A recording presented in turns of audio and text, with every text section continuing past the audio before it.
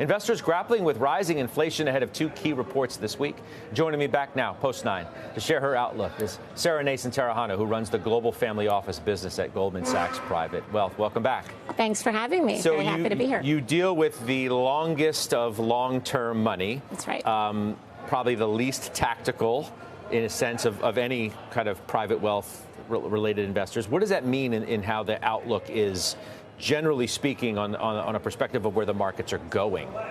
Yeah, look, I think it's a great question. And as you mentioned, family offices are managing money for generations. They're not answering to a board of directors. They're not necessarily thinking as much about how markets move day to day. I think they think in terms of long-term themes. Where is the money going to be made over years, over decades? And also, they tend to really run to the markets when others are running away.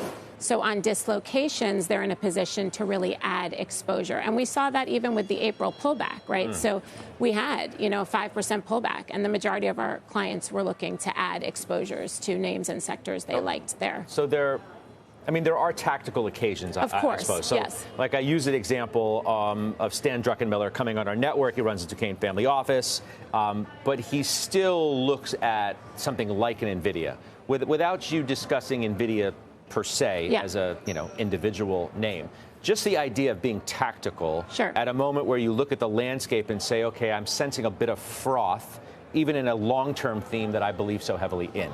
Yeah, it's a good question. And maybe I'll just take a step back and talk a little bit about the Mag 7, because we've been actually spending a lot of time on this. Obviously, a tremendous amount of growth in the market has come from this. And, they're not cheap stocks, but if you look at the earnings growth year over year, Q1 earnings, earnings are up 48%. And they're the same price that they were. They traded at 30 times a year ago. They still trade at 30 times, right? So they've delivered on their valuations. And I think they represent really important parts of innovation in the market.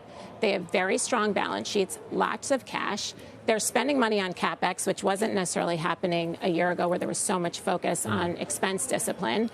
And, there are stocks that our clients typically want to own. Now, do I think people should buy them at the highs? No. These are stocks that move around. We are very disciplined. We look for pullbacks on earnings, pullbacks on any dislocations that may have nothing to do with the individual stocks, right? And pullbacks, like our clients, are creative. So if vol increases, selling puts to get exposure.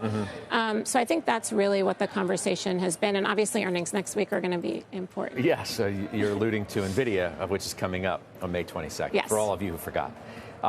So does that mean that the conversation around where to put new money still reverberates and finds its way to mega caps? So those are the first types of questions you get?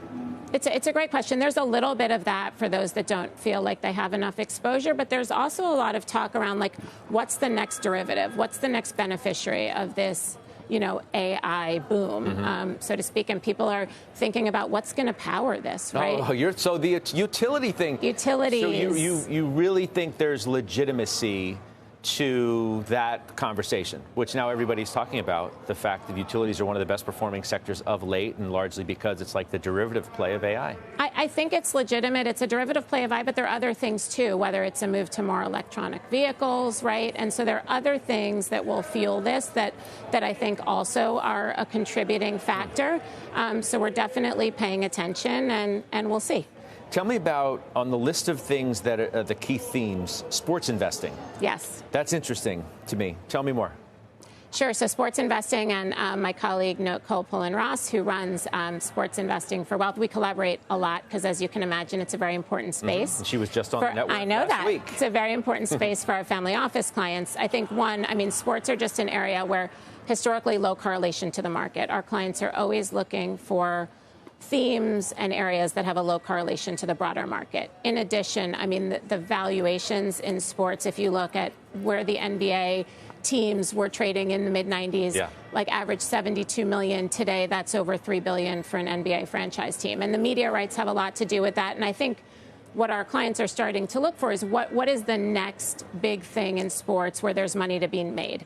I'm a former athlete myself. I'm a mom of 3 daughters. Women's sports is an area. I don't know if you got into the Caitlin Clark phase, praise and phase, whatever. But I think women's sports an area. People are really excited to watch women's sports, that and emerging sports. And so for all of these reasons, and the last thing I'll say about sports, which I think is really important to our family offices and families in general, is that most of our families own sports in communities where they live and work.